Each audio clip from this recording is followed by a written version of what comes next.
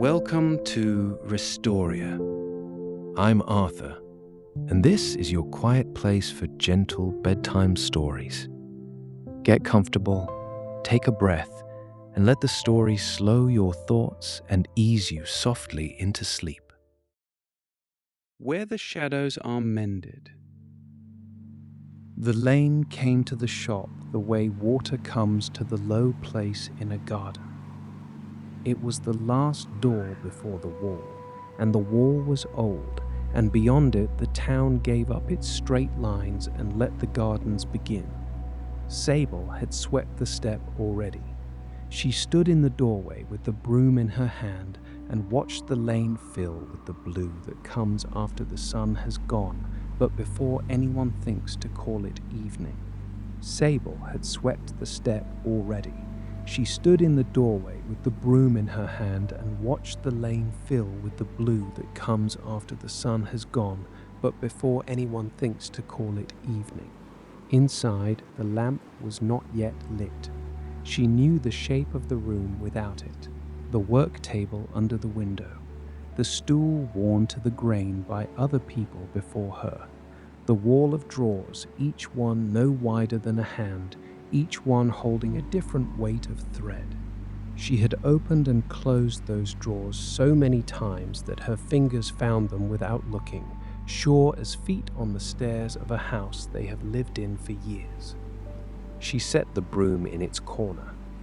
Then she crossed to the table and lit the lamp, and this was the part of the day she liked best. The match took on the second drawer.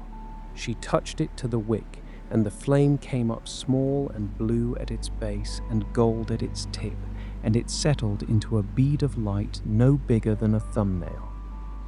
That was the mending flame. It did not roar or gutter. It held. All evening it would hold, and she would work by it, and the little sound it made was less than a sound, a sort of breathing at the edge of hearing that she had years ago stopped noticing and never once been without. The shop mended shadows. There was no sign that said so. The people who needed it knew and told the others who needed it, and that was how the work had always come, unspoken, from mouth to ear, the way a good loaf of bread finds its way to a hungry house without any notice in the paper. A shadow can tear. Most people never learn this, because most people are careful or lucky, or their lives are gentle with them. But a shadow catches on the corners of hard years. It frays where it is dragged. It thins in the places a person will not look.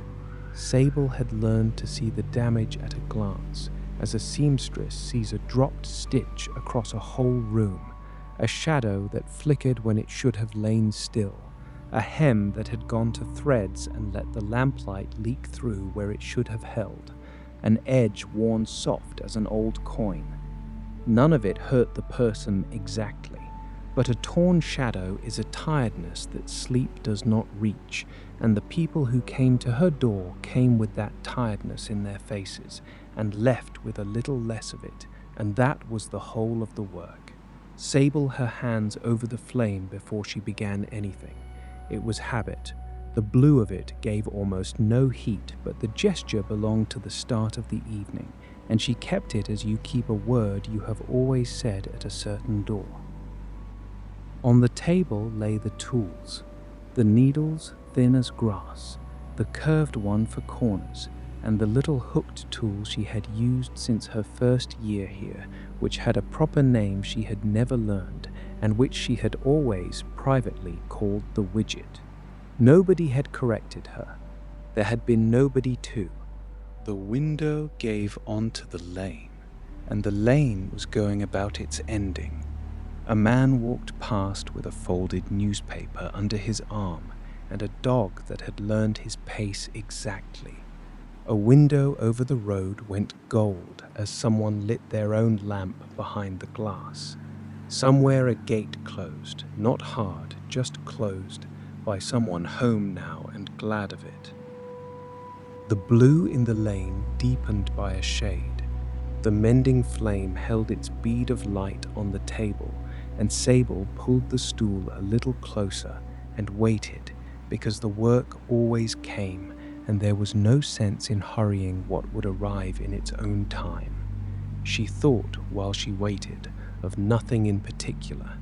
The day had been an easy one: bread and cheese at noon on the step in the last of the sun. A spell in the afternoon spent winding thread from the big spools onto the little ones, which was the kind of task that asked for the hands and left the rest of a person free to drift.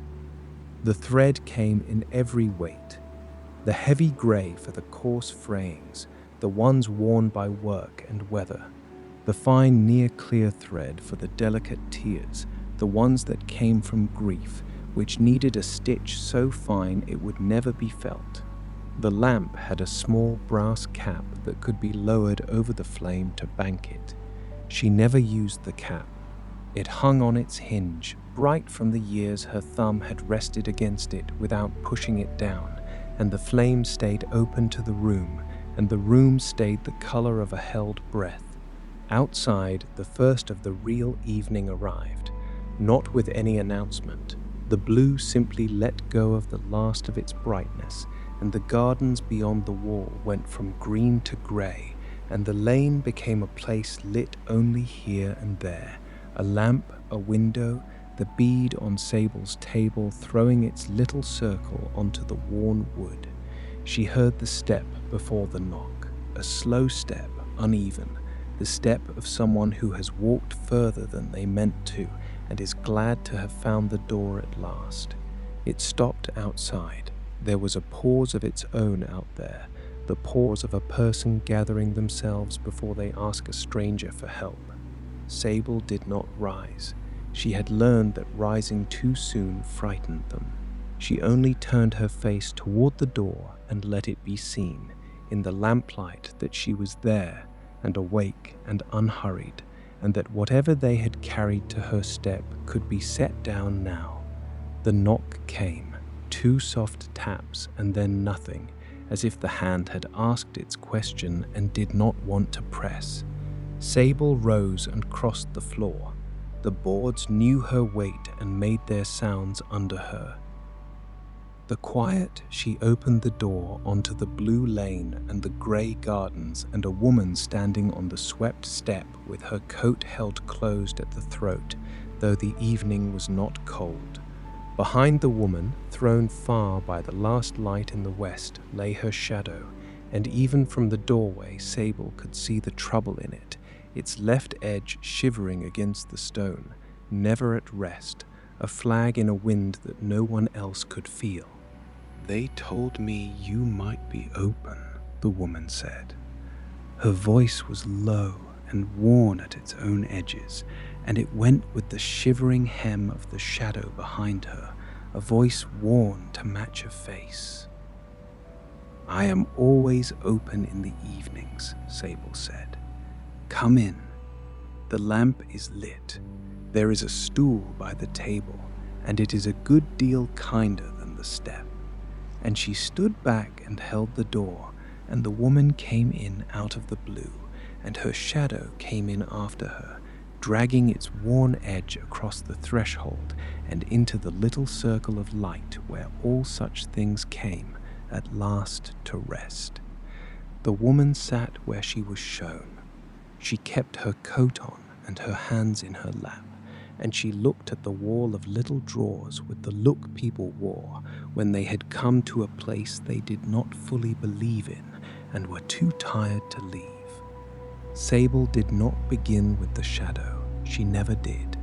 She filled the kettle at the basin in the back and set it on the ring beside the lamp, and while it came to its heat, she found 2 cups and the plain brown pot and a tin of the tea she kept for exactly this, which smelled of dried apple and something like hay.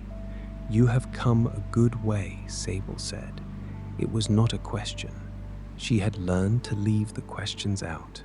A question asks a tired person to reach for an answer, and reaching was the last thing they had come here to do. The woman let out a breath that had been held a while. "From the far side of the town," she said. From the far side of the town, she said, I kept meaning to. For a year I kept meaning to.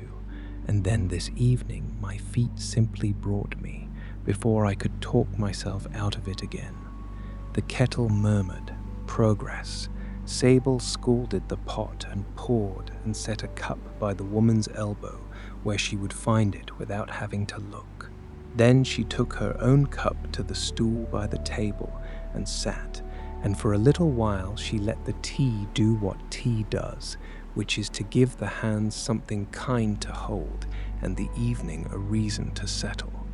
The mending flame held its bead of light between them. The woman's shadow lay across the floorboards and up the leg of the table, and its worn left edge shivered there in the lamplight, tireless, unhappy, a thing that had forgotten how to be at rest. When the cup was half gone and the woman's shoulders had come down from where they had been living, near her ears, Sable set her tea aside and looked properly at the work. She did not touch it yet. Looking came first, always, and it could not be hurried. The tear ran from the shoulder of the shadow down along the arm and lost itself somewhere near the wrist. It was an old tear. The edges of it had gone to threads, and the threads had gone grey, and grey is the colour a shadow turns where it has been worried at, over and over, by a hand that does not know it is doing the worrying. It happened all at once, the first time, the woman said into the quiet. And then it never quite closed. I would think it had healed. And then a grey week would come, and there it would be again, open at the edge, letting the cold in. Sable nodded. She had heard the shape of this many times in many voices. The first tear is rarely the trouble, she said. It is the going back to it, the touching of the place to feel whether it aches.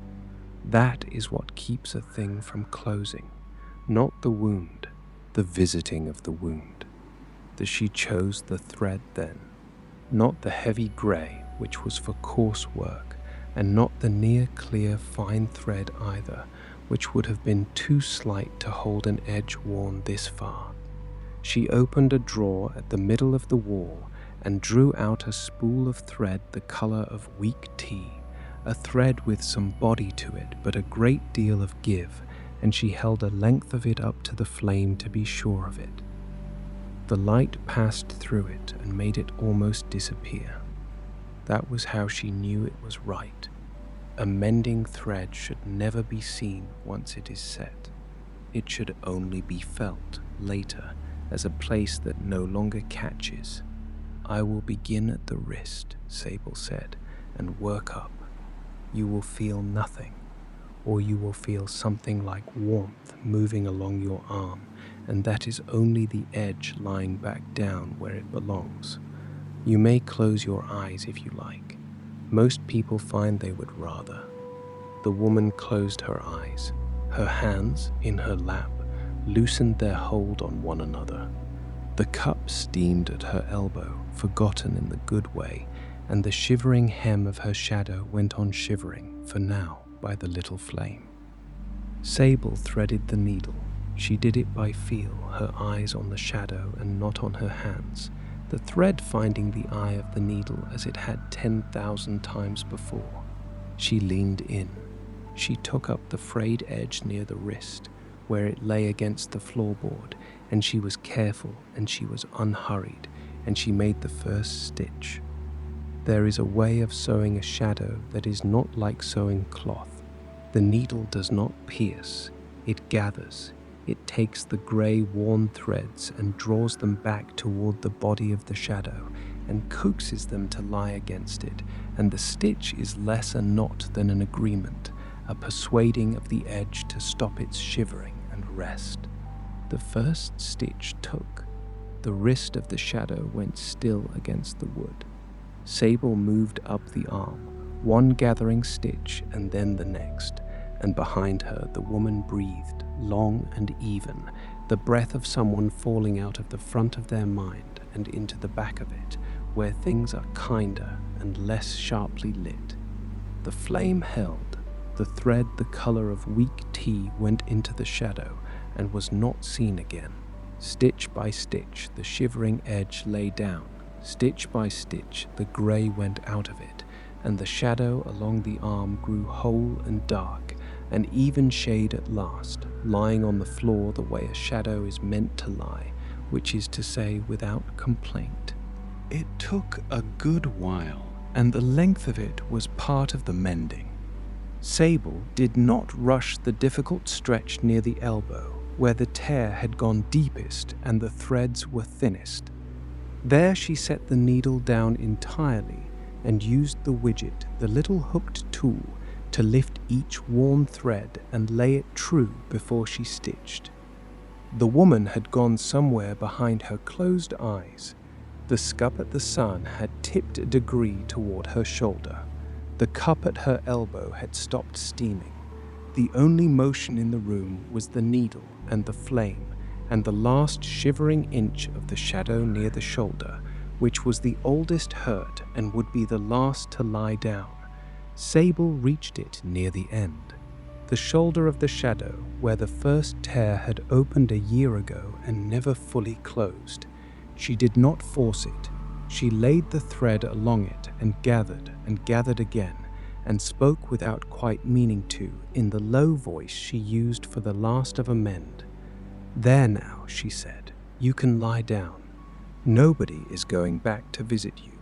Nobody is coming to press the place and see if it still hurts.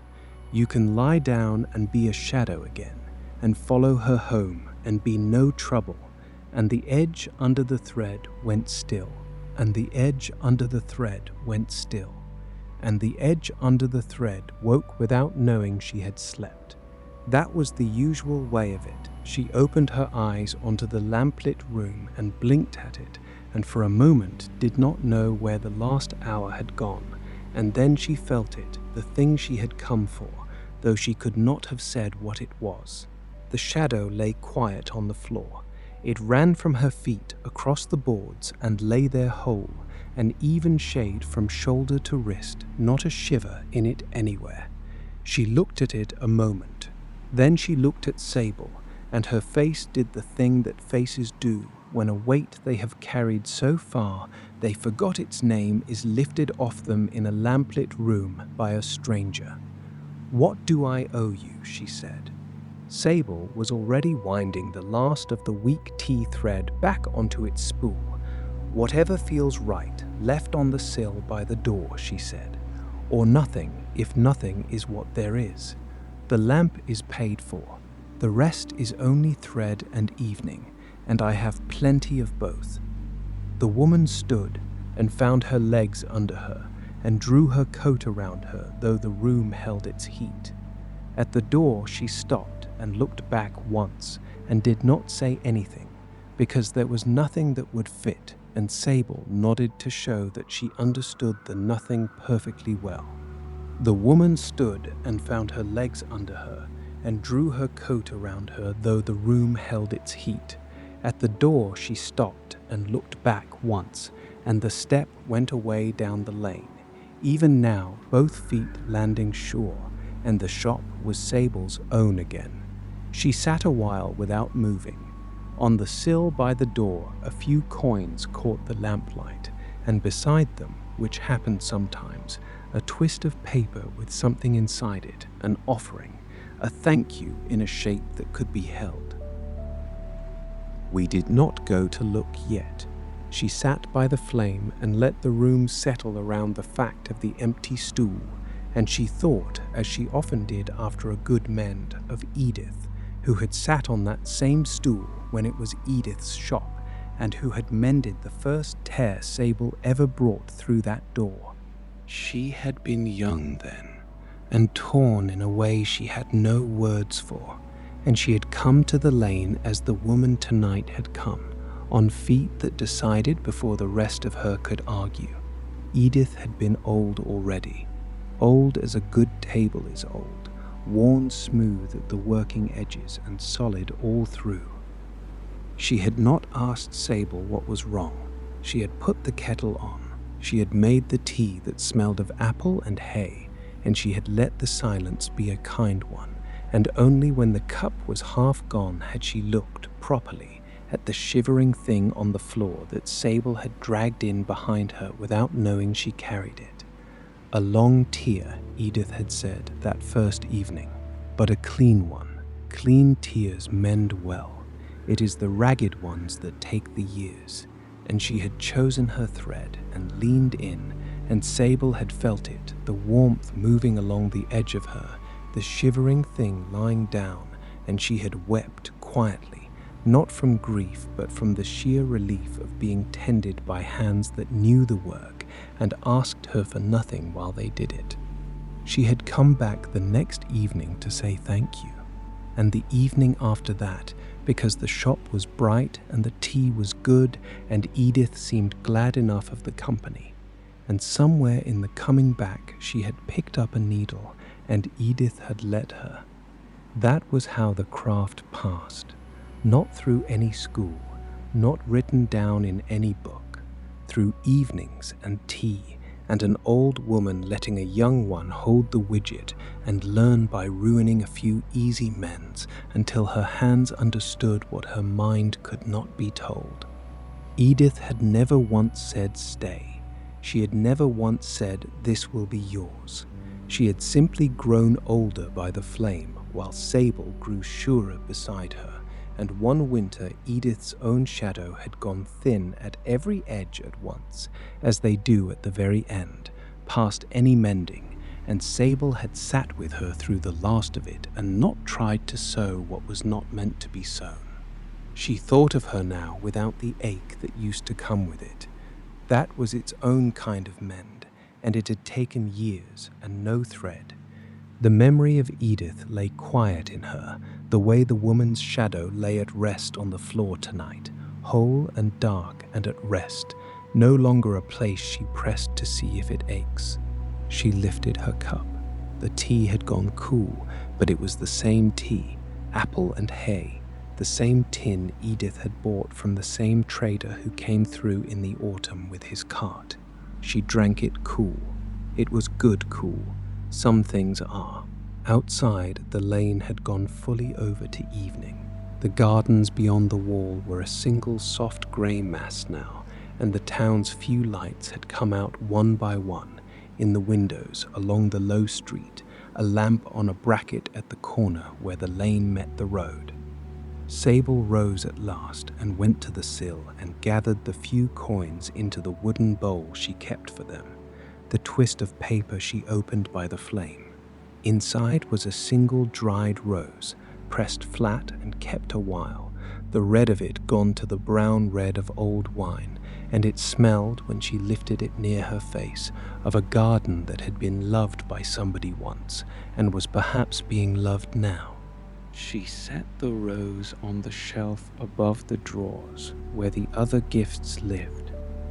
A blue glass button, a pebble with a white ring all round it, a child's drawing of the shop, gone soft at the folds, given years ago by a boy whose shivering shadow she had mended in an afternoon, and who would be grown now, and out in the world, and carrying that whole shadow behind him without a thought for where it had been made to lie down.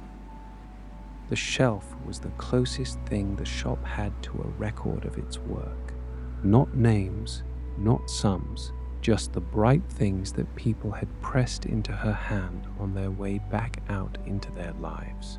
She stood before the shelf a while with the flame at her back and her own shadow thrown up the wall in front of her, tall and steady, not a shiver in it.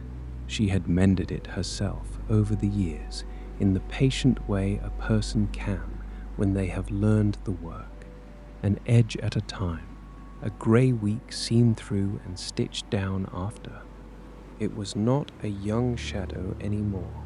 It had the wear of a life in it, but it was whole and it was hers, and it lay where she put it and rose where she rose, and asked her for nothing, and that, she had come to understand, was the most that anyone could ask of the shape they threw on the world. She had barely settled with her thoughts of Edith when the next step came to the lane. a quicker step than the woman's, younger, a little unsure of the door. It came and paused, and Sable turned her face to be seen in the lamplight, and the door opened a hand's width on a young man with rain not yet on him and the last of the daylight gone from behind him.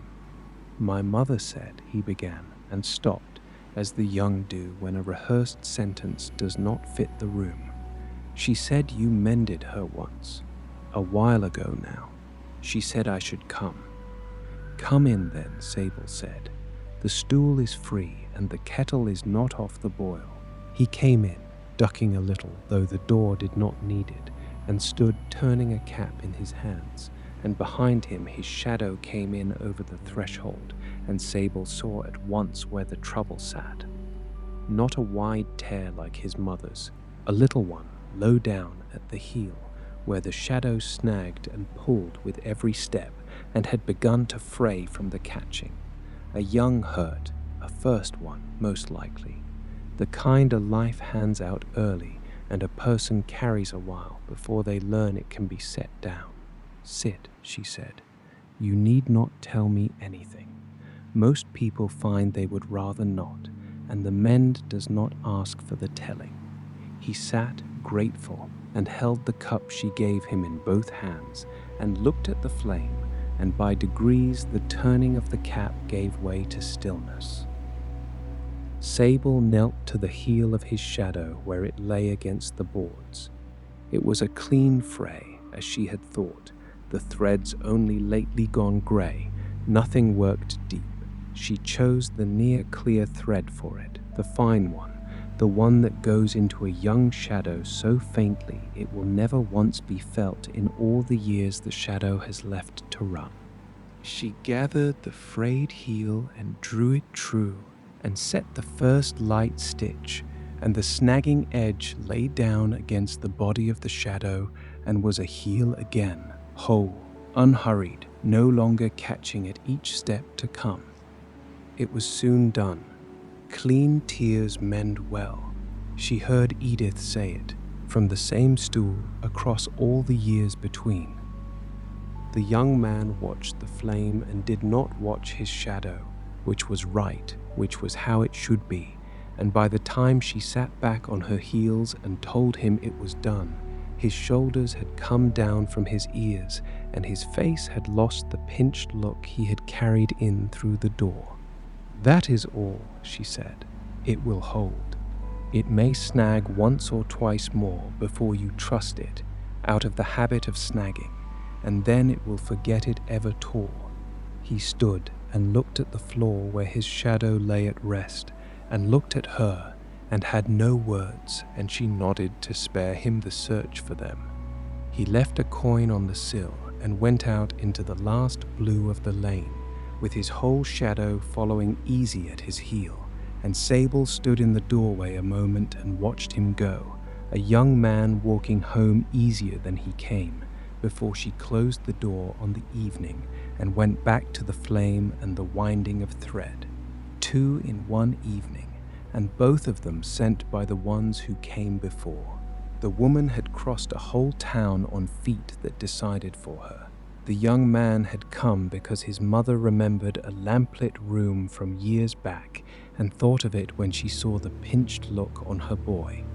That was how the lane kept its work, not through any sign or notice, through the old memory of kindness, passed down a family, passed along a street, one mended person telling another where the door was and how the tea smelled and how little was asked of you once you sat down. Sable wound the thread and thought it a good enough way for anything to last. The rain came to the lane while she was winding thread. She heard it before she felt any change in the room, the first few drops finding the leaves in the gardens beyond the wall, a scatter of taps that thickened over a minute or two into the even hush of proper rain. She liked the rain on working evenings. It drew a curtain around the shop. It emptied the lane and sent the last walkers home, and it laid its own soft sound over everything, a sound with no edges to it, so that the flame and the needle and the rain became the three quiet voices of the room, and none of them asked anything of her. She went to the door and opened it a hand's width, only to smell it, the wet stone and the wet earth and the green of the gardens giving up the day's heat into the falling water. The lane shone where the corner lamp caught it. The gardens had gone to a whispering dark.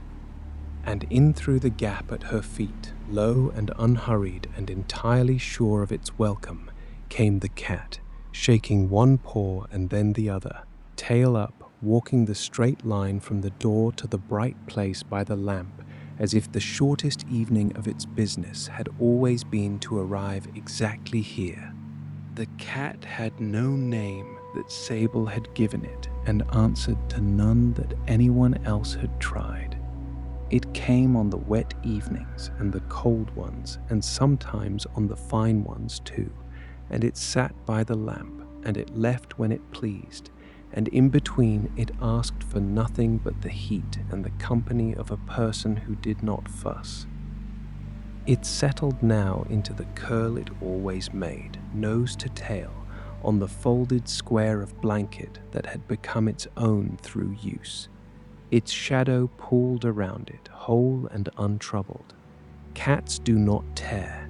Sable had noticed that years ago, and thought about it often, and come to no conclusion except that they seemed to know something about carrying a shape through the world that people had to learn the hard way. Quote, "She closed the door on the rain and came back to the flame." Quote, "The cat opened one eye to confirm her and closed it again." Quote, "She took up the winding where she had left it, the spool turning under her fingers, the thread climbing onto it in its even coils, and the work went on in that way that is barely work at all, the hands busy and the mind let out to wander in the lit field behind the eyes." The rain settled deeper. Somewhere a gutter had begun to run, a thin, bright thread of sound under the broad hush, and it was pleasant, and it did not change, and she wound thread, and the cat slept, and the evening folded another of its hours quietly away. There would likely be no one else tonight. The rain saw to that. People put off the crossing of a town in weather like this, and their torn shadows would keep as torn shadows do until a finer evening drew them out. It did not trouble her to have an evening with only the one mend in it. The work was not measured in numbers. Some evenings brought 3 to the door, one after another, and she would still be stitching when the corner lamp went out. Others brought only the rain and the cat and the winding of thread, and those were mends too, of a kind, the mending a quiet evening does to the person keeping it. She thought, without weight, of all the shadows out in the town at that hour, lying in the unlit rooms of sleeping people, the ones she had mended and the ones she never would. Somewhere the woman from earlier lay in her own bed on the far side of the town, and her shadow lay folded in the dark beside her, whole now along the arm, not shivering, not letting the cold in at the shoulder. It pleased Sable to think of it, not with pride. The work did not belong to her any more than the rain belonged to the gutter it ran down. It only passed through her hands on its way to where it was needed, as it had passed through Edith's and through whoever's before Edith's, back and back into evenings she would never know. The kettle had cooled. She set it on the ring again for one more cup, the last of the evening, and while it heated she banked nothing and tidied little, only squared the needles on their cloth and closed the drawers she had left open, and set the widget back in its worn groove on the table where her hand would find it tomorrow. The lamp held its bead of blue and gold. The rain held its wide hush. The cat held its curl by the lamp, and its breathing had slowed to the barely there rise and fall of an animal that has given the whole of itself over to the safety of a room, and there is no truer sign that a place is at peace than a sleeping creature that did not have to be coaxed. She sat on a while by the flame before she moved. The spools stood in their row on the shelf above the table, each wound and ready, the grey and the near clear and the weak tea thread between them. The needles lay squared on their cloth. The pot had gone cool and given up the last of its apple scent to the room. There was nothing left that the evening asked of her. The mend was done and had gone well, and the cat slept, and the rain had said all it had to say and was saying it now to the eaves alone. She poured the last cup and carried it to the stool by the window, and sat with the lamp behind her and the rain in front of her, and let her mind go out past the glass as it liked to at the end of a working evening. Out into the lane first, shining under the corner lamp, then over the old wall, into the gardens where the rain was busy in the beds and the leaves and the shapes of the fruit trees. Then further, over the low roofs of the town, each one holding its rooms, each room holding its sleep. There were so many of them. Streets she had walked and streets she never had. Houses where the lamps were already out and houses where a single window still burned. Someone up late over a letter or a worry or a child that would not settle. And in all of them, folded into the hush of the sleeping rooms, the shadows of the people lying quiet or lying troubled, whole or worn, waiting for the morning that would stand them up and send them out to be dragged once more across the corners of the day. Most of them would never come to her lane. Most people carried their tears their whole lives and called the tiredness by other names, and got on as people do, and there was no sorrow in that worth dwelling on. A shadow can be worn and a life be a good one. But it eased her on the rainy evenings to send her thoughts out over the town like a hand laid flat on the back of a restless animal, not to fix anything, only to say, without words, "Rest now, all of you, whole and torn alike. The work will keep till morning, and the morning is a long way off." The rain thinned while she sat.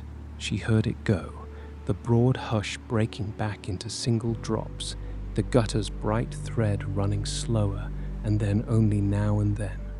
A gap opened in the cloud somewhere she could not see, and the gardens took on a fainter light, and she knew without looking that the moon had come out over the far side of the town and was doing its own work on the wet roofs and the running eaves. The cat stirred, resettled, sank again. The flame held. Her cup had come down to its last cool inch, apple and hay, and she drank it and set the cup on the sill, and did not move to wash it because that was a morning thing, and the morning was hours off yet.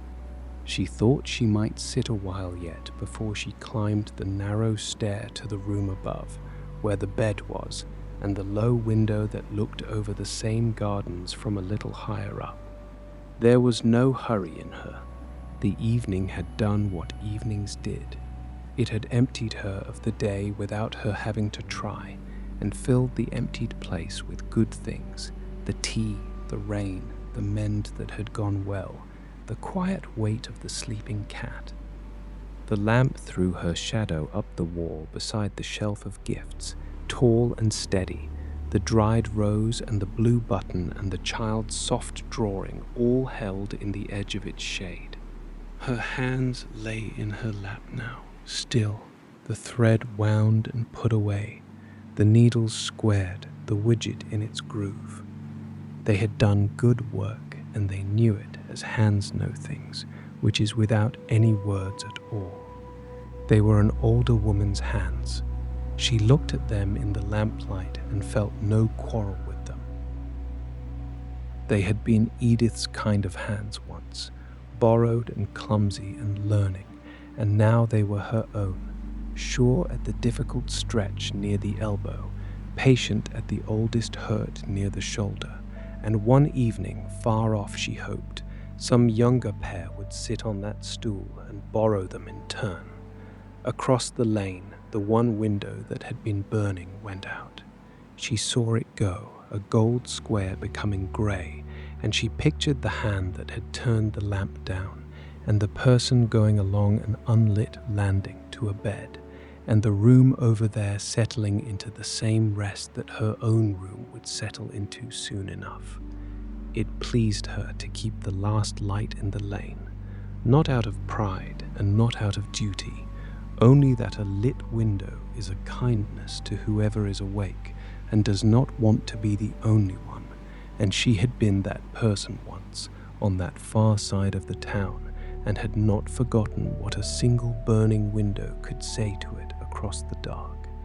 The stove had a little heat left in it, and she fed it one piece of wood, not to build it up, only to keep the edge off the room until she went up. The wood caught with a low crackle and a shift of orange behind the grate, and the smell of it came into the room, clean and resinous, the smell of a pine that had grown somewhere in the hills and been cut and dried and carried down to heat a shop it would never see. The cat lifted its head at the crackle, considered it, judged it good, and lowered its head again. Its shadow shifted with the new glow and settled, whole as ever, a pool of shade on the folded blanket. She took the dried rose down from the shelf and held it a moment before the flame.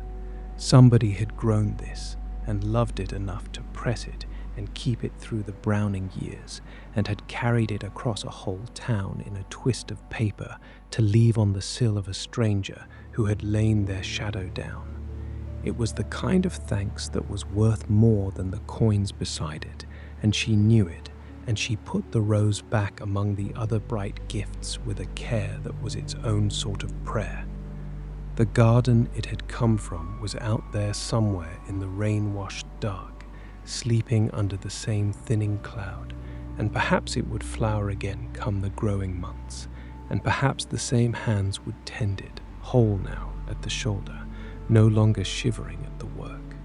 The town had gone almost entirely over to sleep.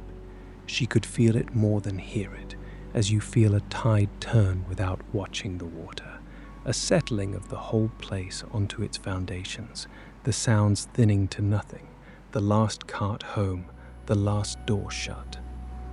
Only the corner lamp burned steady out there, and her own flame here on the table, and somewhere above the thinning cloud the moon went on laying its faint light over the wet roofs of all the sleeping rooms, and over the gardens, and over the old wall where the town gave up its straight lines and let the green begin. The lamp on the sill lit the low room in its lamp circle. The chair, the shoes beneath it, the low white slope of the ceiling coming down to meet the wall. Her shadow lay across the bed and up the slope, tall and quiet, whole from end to end. Below her, the shop held its own dimming heat, the stove behind its grate, the cat curled on the blanket, the shelf of gifts, the work table with the widget in its groove and the needles squared on their cloth, all of it waiting patiently for the morning that would bring it back to use.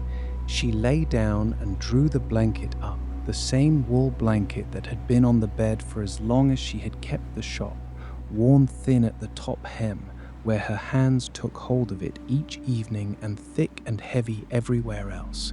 The pillow was cool against the back of her head, and then it was not, warming under her, as everything eases that a person gives their weight to. Through the low window the broken cloud had thinned further, and a pale wash of moonlight lay across the foot of the bed, across the slope of the ceiling, across the pale line of the wall and the dark trees beyond. The last of the rain let go of the eaves, a drop, and then a longer wait, and then another. Somewhere below and to the left she heard the clap of the cat's flap, once, as the animal let itself out into the washed and shining gardens to go about whatever business cats keep in the moon-thinned dark. It would be back before morning, or it would not, and either way the blanket by the stove would be there for it, holding the heat where it had lain.